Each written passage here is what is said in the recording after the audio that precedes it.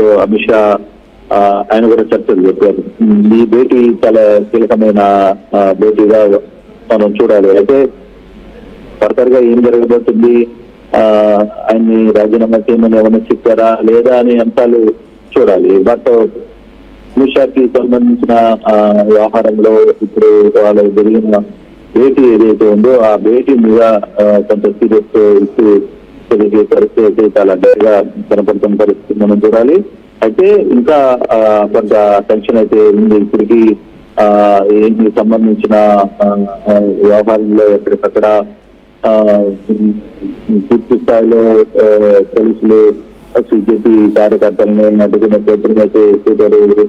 అద్భుతం కూడా అరెస్ట్ చేసి ఎక్కడికి తీసుకెళ్లారు అనేది పూర్తిగా తెలియదు. అయితే ఈ వ్యవహారంలో ఇప్పటికీ కొంత సమాచారం అయితే ఉంటుంది. ఈ సమాచారానికి సంబంధించి కొంత పోలీసులు ఇంకా కఠినంగా వ్యవహరిస్తున్నారు. కానీ కొందరిని ఇప్పటికే ఉదయం నుంచి కూడా లాఠీ చార్జ్, ఇందాక లాఠీ చార్జ్, టియర్ గ్యాస్ ఇవన్నీ కూడా చేయడం వల్ల కొంత చల్లాచెదరైపోయింది.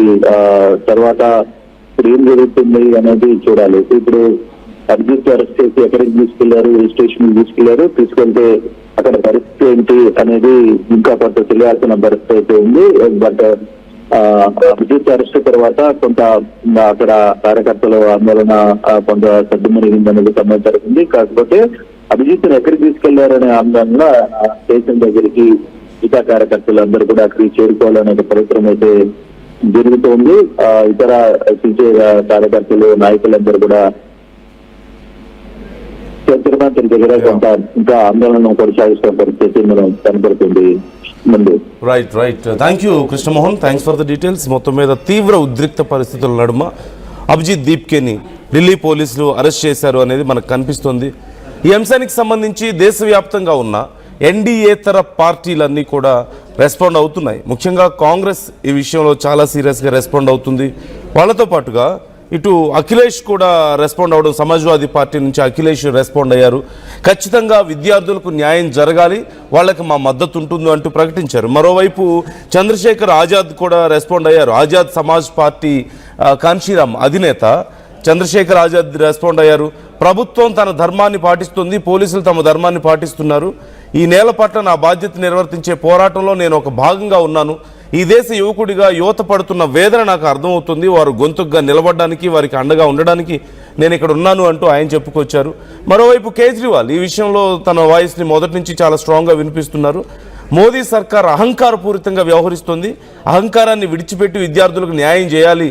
న్యాయం కోరుతూ వీధుల్లోకి వచ్చిన వీరు తమ సొంత పిల్లలు.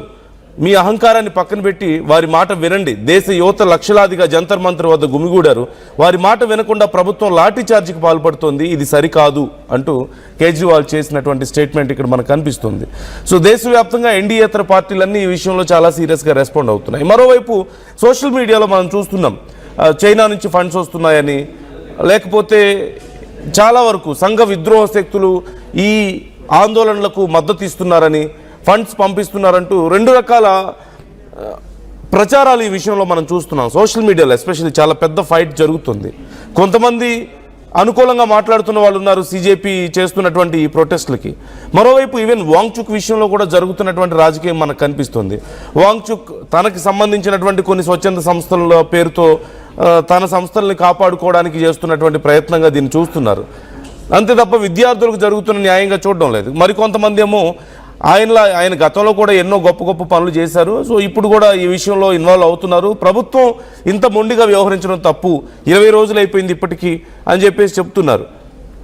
మరోవైపు 3 షరతులు ఉన్నాయి నాకు, ఈ 3 షరతులకి అంగీకరిస్తే నేను నా దీక్షను విరమిస్తాను అంటూ వాంగ్చుక్ చెప్పడం మనకు కనిపిస్తుంది. ఒక లెటర్ రాశారు.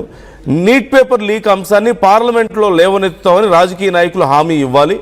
అలాగే తన ఆరోగ్య పరిస్థితి కారణంగా ఒకవేళ పార్లమెంటు మార్చిలో కనుక పాల్గొనకపోతే అగ్ర రాజకీయ నాయకులు ఆసుపత్రికి వచ్చి తనని కలిసి ఈ వివరాలకి దీనికి సంబంధించి అష్యూరెన్స్ ఇవ్వాలి. అలాగే నీట్ ప్రశ్నాపత్రం లీక్ ఘటనకు ప్రభుత్వం బాధ్యత వహించాలి. ఈ 3 కండిషన్స్కి ఓకే అయితే నేను నా దీక్షను విరమించడానికి సిద్ధంగా ఉన్నానని చెప్తున్నారు. మరోవైపు వాంగ్చుక్ వైఫ్ హైకోర్టుకు వెళ్ళడం జరిగింది. ఆయన్ని ప్రైవేట్ హాస్పిటల్లో జాయిన్ చేసి ట్రీట్మెంట్ అందించాలని కోర్టు ఈ విషయంలో తిరస్కరించింది. ఎందుకంటే ఆయనేమి స్వచ్ఛందంగా వెళ్ళి హాస్పిటల్లో కూర్చోలేదు, బలవంతంగా తీసుకువెళ్లారు ఆయన ఆరోగ్యం క్షీణిస్తున్న నేపథ్యంలో. కాబట్టి ప్రైవేట్ హాస్పిటల్కి తరలించడం కుదరదు. అండ్ అక్కడ ఇస్తున్నటువంటి మెడిసిన్, ఆయనకి ఏదైతే ట్రీట్మెంట్ అందిస్తున్నారో అది ఆయన పర్మిషన్ తీసుకునే ఇస్తున్నారు ఆ మెడిసిన్ అంతా కూడా. కాబట్టి అలా తరలించడానికి కుదరదు అని చెప్పడం సందర్భం మనం చూస్తున్నాం. సో ఓవరాల్గా సిచ్యువేషన్ చాలా హై హీట్లో ఉంది. ఇప్పుడు ఈ ర్యాలీ తర్వాత పరిణామాలు ఎలా మారబోతున్నాయి, సరే ఫండ్స్ ఎక్కడి నుంచి వస్తున్నాయి, ఎలా మేనేజ్ అవుతుంది అక్కడ అనేది ఒక అంశం అయితే, ఓవరాల్గా ఇంపాక్ట్ ఈజ్ దేర్. కొన్ని వేల మంది విద్యార్థులు లేదంటే ఇతర ప్రజా సంఘాల నాయకులు, ఎన్డీయేతర రాజకీయ పార్టీల నాయకులు ఈ ర్యాలీకి మద్దతు ఇస్తున్నారు, ఈ కార్యక్రమంలో తాము పార్టిసిపేట్ చేస్తున్నారు. మరి ఇలాంటి పరిస్థితుల్లో ప్రభుత్వం కనీసం పట్టించుకోకుండా ఇంత మొండిగా వ్యవహరించడం, ఆ వైఖరి సరైందా అని మీకు అనిపిస్తుందా? కేంద్ర ప్రభుత్వం వ్యవహరిస్తున్న తీరు మీకు ఎలా అనిపిస్తుంది ఈ అంశంలో? అండ్ ఈ ర్యాలీ చూసిన తర్వాత నిజంగా సీజేపీ ఒక పెద్ద మూమెంట్ని క్రియేట్ చేయగలిగిందని మీకు అనిపిస్తుందా? మీ అభిప్రాయాలు కూడా కామెంట్ చేయండి, మాతో షేర్ చేసుకోండి.